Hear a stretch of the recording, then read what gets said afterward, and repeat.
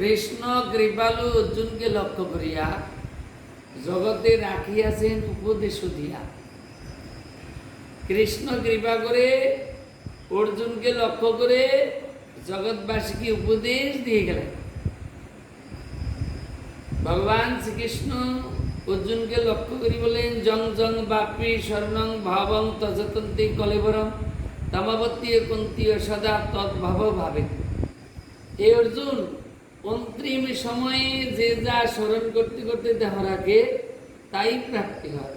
তাই আমাদের উচিত সর্বদাই ভগবানের নাম, ভগবানের চরণ স্মরণ করা। এই ভগবানের নামের যদি আমরা অভ্যাস করি, মহাপ্রভু বলেন, কি শয়নে কি ভোজনে কিংবা জাগরণে অহর নিশি কৃষ্ণ ভজ বলহ বদনে। কি শয়নে কি ভোজনে কি শয়নে কি ভোজনে, আর যখন আমরা জেগে থাকবো এই নাম করার অভ্যাস করতে হবে। তো একজন গুরুদেব ছিলেন, তিনি আজীবন জন্মের থেকে বৃন্দাবনে ভজন করেছিলেন। তো ভজন করতে করতে তার ইচ্ছা হলো যে আমি একটু 84 কোষ পরিক্রমা করব। তো তার একজন শিষ্য ছিল, তাকে বললো, বাবা তুই যদি সেবা পূজাটা দেখিস, একটু সেবা পূজাটা একটু মন মতো করিস, মন দিয়ে করিস, সকালবেলায় মঙ্গল আরতি, সন্ধ্যার সময় সন্ধ্যা আরতি, এবং সময়ে সময়ে ভগবানের সেবা দেওয়া, রাধারানীকে সবসময় স্মরণ করা, এগুলো যদি আশ্রমটা কিছুদিনের জন্য একটু সেবা পূজায় নিয়ে যুক্ত থাকিস, তাহলে আমি এই 84 কোষ পরিক্রমা করে আসবো। বহুত দিনের মনের বাসনা, একটু রাধারানীর ইচ্ছা যদি হয় তাহলে আমি পরিক্রমাটা করব। শিষ্য বললেন, হ্যাঁ বাবা, আপনি তাহলে চলে যান, আপনি পরিক্রমা করে আসুন। এখন গুরুদেব পরিক্রমা করে ওই রাধারানীর চরণ চিন্তা করছেন আর সেই পরিক্রমা করছেন। পরিক্রমা করে আসার পর শিষ্যকে বলছে, শুন বাবা, এই 84 কোষ পরিক্রমা করলে মনুষ্য জন্ম সার্থক হয়। এবং আমাদের শাস্ত্রে আছে যে আমরা 20 লক্ষ গাছ, 9 লক্ষ জলজন্তু, 11 লক্ষ কীটপতঙ্গ, 10 লক্ষ পাখি, 30 লক্ষ পশু, 4 লক্ষ মানব জীবন, এই 84 লক্ষ জনি ভ্রমণ করে এটা হইল কিন্তু শেষ জন্ম। গুরুদেব শিষ্যকে বললেন, তুই বাবা এক কাজ কর, শাস্ত্রে আছে এই 84 কোষ শ্রদ্ধার সহিত কেউ যদি পরিক্রমা করতে পারে তাহলে পুনঃ আর এই 84 লক্ষ জনিতে ভ্রমণ করেন না। তাই তুই যদি পারিস এই পরিক্রমাটা কর। এখন শিষ্য চিন্তা করল, গুরুদেব এতটা আমাকে কৃপা করলেন, আজকে পরিক্রমা করার সুযোগ করে দিলেন। এই চিন্তা ভাবনা করি তিনি কি করলেন, গুরুদেবকে বললেন, হ্যাঁ বাবা, আপনি কৃপা করুন, আমি যেন এই রাধারানীর চরণ চিন্তা করে এই 84 কোষ আমি পরিক্রমা করতে পারি। এখন গুরুদেব স্থির করলেন, আমি কালকে সকালবেলায় চলে যাব। আর শিষ্য গুরুদেবকে বললেন যে বাবা, আমি কালকে সকালবেলায় পরিক্রমা করবো, কারণ শুভ কাজ তাড়াতাড়ি, কাল করলে কাল আর। তাই আমি মনে মনে স্থির করছি আমি কালকে সকালবেলায় আমি যাত্রা করব।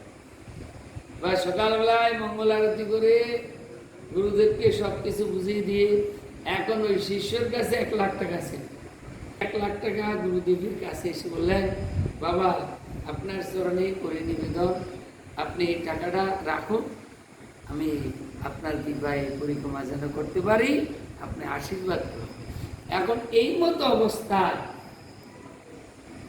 গুরুদেব চিন্তা করলে তো সমস্যা, টাকা রাখলে তো টাকার চিন্তাই আমার দিন যাবে, ভগবানের সেবা কখনো, এ তো টাকাটা তো বিষয় বিষ। তো গুরুদেব বললো, দেখ বাবা, ওইখানে চোখের নিচে রেখে যা। শিষ্য চোখের নিচে রেখে গুরুদেব আর টাকায় হাত দিলেন না। শিষ্য কি করলেন, তিনি এই 84 কোষ পরিক্রমা করছেন। এখন এই 84 কোষ পরিক্রমা করতে তো অনেক দিনের লাগে। এদিকে গুরুদেব তিনি রাধারানীর সেবা পূজা করছেন, হঠাৎ তার শরীর খারাপ হলো, হঠাৎ মৃত্যু এসে উপস্থিত। এখন মৃত্যু যখন এসে উপস্থিত হবে, এই মতো অবস্থায় হঠাৎ চিন্তা হলো, হায় আমি তো চলে যাব, তাহলে টাকাটা তো কেউ নিয়ে যেতে পারে, টাকাটার কি হবে? এই যখন টাকাটার চিন্তা করলো, অমনি তার প্রাণটা বেরিয়ে গেল। দুদিন পরে শিষ্য এলেন, এদিকে আশেপাশে যারা লোকজন ভক্তবৃন্দ ব্রজবাসী আসলেন, তারা কি করলেন, ওই গুরুদেবের যা যা করতো এগুলো সব সৎকার করলেন। এখন এই মতো অবস্থা, শিষ্য আসলো, সেই গুরুদেবের স্মরণ করে বৈষ্ণবদেরকে ডেকে গুরুদেবের কাজ যেটুকু করা সেটুকু সব করে নিলেন। এখন মাঝে মাঝে রাত্রে দেখে যে গুরুদেব মন্দিরে হাঁটে, আশেপাশে রাস্তায় হাঁটে, ভক্তরা দেখে, শিষ্যরা দেখে। এখন যিনি পূজারী তাকে বলছি, তার ভাই আমাদের যেখানে বসাই ছিল, কেউ বলে বাবাজি ছিল, কেউ বলে গুরুদেব ছিলেন, উনি কিন্তু দেহ রাখার পর ওনার আত্মা কিন্তু উদ্ধার হয়নি। এই আত্মা আমরা দেখতে পাচ্ছি, উনি হাঁটে, উনি চলাফেরা করে রাত্রিবেলা। শিষ্য চিন্তায় পড়ে গেল যে আমার গুরুদেব জন্মের থেকে হরির নাম করে গেছেন, রাধারানীর সেবা করে গেছেন, এটা একটা লজ্জার ব্যাপার, কি করব? তাহলে কি করা যায়? তখন এই চিন্তা ভাবনা করে এখন সবাই বলছে, শুনুন, গুরুদেব যদি মানে ভগবানের ধামে না যায়, তাহলে আমাকে এসে বলবেন, তোমাদের কথা আমার বিশ্বাস হয়। তখন এই মতো অবস্থায় কি করলেন, তিনি চিন্তায় পড়ে গেলেন যে কি করা যায়। এই চিন্তা করতে করতে করতে করতে চলে এসেছে। এসে শিষ্যরে বলছে, বাবা আমি তো উদ্ধার হইনি। শিষ্য জোড়হাত করে বললেন, বাবা তাহলে আমি আপনার জন্য কি করতে পারি?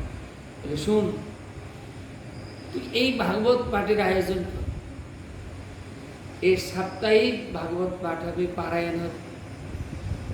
পারায়ণ হওয়ার পর তারপরে ওই তুই আমার কাছে যে 1 লাখ টাকা রেখে গেলি, অন্তিম সময়ে হঠাৎ আমার মনের মধ্যে এলো, হারে ও তো এখন আসে নাই, তাহলে টাকাটার কি হবে? আমার প্রাণটা দেহ থেকে বেরিয়ে গেল, এই জন্য আমি উদ্ধার হয়ে গেলাম। আমি কি করবো? বলে, তুই এই ভাগবত পাঠ আয়োজন কর, এই 1 সপ্তাহ ভাগবত পারায়ণ করার ওই 1 লাখ টাকা দিয়ে তুই 1 লাখ টাকা কোনো কিছুতেই খরচা করা যাবে ভাগবত পাঠ। আর এই 1 লাখ টাকা 7 দিন পর ভাগবত পারায়ণের পর এই 1 লাখ টাকা দিয়ে বাজারঘাট করে রান্না করে রাধারানী সেবা দিবি। আর এই সব যা যা রান্না হবে সেটা সাধু সেবা লাগবে। তাইলে সাধু সেবা যখন হবে, সাধুদের কৃপা আর এই ভাগবতের কৃপা, আমি ভগবানের ধামে যেতে পারব। সেই গুরুদেবের কথা মতো শিষ্য কি করলেন, এই ভাগবত পাঠের আয়োজন করলেন। এই ভাগবত পাঠ হলো, ভাগবত পাঠের পরে তারপর দিন এই সাধু সেবার আয়োজন করলেন। এইবার সাধুরা প্রসাদ পেয়ে সবাই ভগবানের কাছে প্রার্থনা করলেন, সবাই শুনলেন, ভগবানের কাছে প্রার্থনা করলেন। রথ আসলো, আর রাত্রিবেলায় গুরুদেব দিব্য ধামে চলে গেলেন, ভগবানের ধামে চলে গেলেন। তাই এই ভাগবত মানুষের চেতনা জাগে, এই ভাগবতের আত্মা উদ্ধার হয়। ভাগবত শ্রবণ করলে বা কারো আত্মা কল্যাণার্থে এই ভাগবত পাঠ দিলে এবং বৈষ্ণব সেবা দিলে, আমরা এই যে ভাগবত পাঠ করি, ভাগবত আস্বাদন করি, ভাগবতের কীর্তন করি, যাই করি, যদি শ্রদ্ধার সহিত করতে পারি, তাহলে কি হবে? আত্মার কল্যাণ হবে, আত্মা উদ্যোগতি হবে, আত্মা ভগবানের ধামে যাবে। আত্মা যদি কোনো নরকে গমন করেন কিংবা প্রেতাত্মা হন, ভূতাত্মা হন, তাহলে কি হবে? এই ভাগবতের কৃপার আত্মা উদ্ধার হয়ে যাবে। এবং মহাপ্রভু বললেন, জীবে দয়া নামে রুচি বৈষ্ণব সেবন, ইহা বই ধর্ম নাই শুনো সনাতন। এই আত্মা কল্যাণ কিসে হয়? ভাগবত শ্রবণে আর বৈষ্ণব সেবায়। এই জন্য মহাপ্রভু বললেন, জীবে দয়া নামে রুচি বৈষ্ণব সেবন, ইহা বই ধর্ম নাই শুনো সনাতন। আগামীকাল বৈষ্ণব সেবা দেওয়ার আশা আছে। কৃপায় বৈষ্ণবদের কৃপায় কতটা কি করতে পারি। বৈষ্ণব সেবা করলে কি হয়? জীবের কল্যাণ, সর্বমঙ্গল হয়। এটা কে বলেছেন? কশ্যপ মুনি অদিতিকে বলেছেন। শুনুন, বৈষ্ণব সেবা একমাত্র ধর্ম, তাহা যদি না করো সবই অকর্ম, সেই গৃহ শিকালের তুল্য হয়, কি বিপদ ঘটিয়াছে কও তো নিশ্চয়। কশ্যপ মুনি অদিতিকে বলছে, শোনো, আমি তোমাকে প্রথম যখন তুমি এসেছ আমার কাছে, তখন আমি বলেছিলাম যে গৃহস্থের ধর্ম হলো সাধু সেবা, বৈষ্ণব সেবা, কিন্তু নিশ্চয় তুমি করো নাই। যদি করতে তাহলে তোমার এই সমস্যাটা হতো না। অদিতির কাছে জিজ্ঞাসা করলেন, তোমার সমস্যাটা কি? বললেন, দেবতার রাজ্য দৈত্য করিল হরণ, স্বর্গ রাজ্য ছেড়ে দিয়ে মোর পুত্র ঘুরিতেছে বনে বন। আমার পুত্ররা স্বর্গ রাজ্য আজকে হারিয়ে ছদ্মবেশী বনে জঙ্গলে যেখানে সেখানে ঘুরে বেড়াচ্ছে। আপনি বলুন উপায় এখন কি আছে? তখন বললেন যে, কশ্যপ কহে দক্ষের নন্দনী, প্রয়োগব্রত করো তবে তুষ্ট হবে দেবচক্র প্রাণী। শোনো, তুমি প্রয়োগব্রত করো, 12 দিন দুধ সেবা করে হরির আরাধনা করো। তাই কশ্যপ মুনি বললেন, তাহলে তোমার হরির কৃপায় হরি এসে তোমাকে দর্শন দিবে আর তোমার সকল সমস্যার সমাধান হবে। তাই মা বৈষ্ণব সেবা করলে মহাপ্রভু নিজের মুখে বললেন জীবের কল্যাণ হয়। আমাদের নিত্যানন্দ প্রভু রঘুনাথ দাস গোস্বামীকে দিয়ে তিনি জীবকে দেখায় দিয়ে গেলেন কি, দধিশিরা সেবা করা মোর গণে, শুনি রঘুনাথ আনন্দিত মনে। বললেন, নিত্যানন্দ কহে চোরা দিলি দর্শন, আয় আয় দিব আজিত দণ্ড, দূরে দূরে থাকো চোরা, না আস নিকটে, তার লাগি দণ্ড আজকে দিব তোমারে।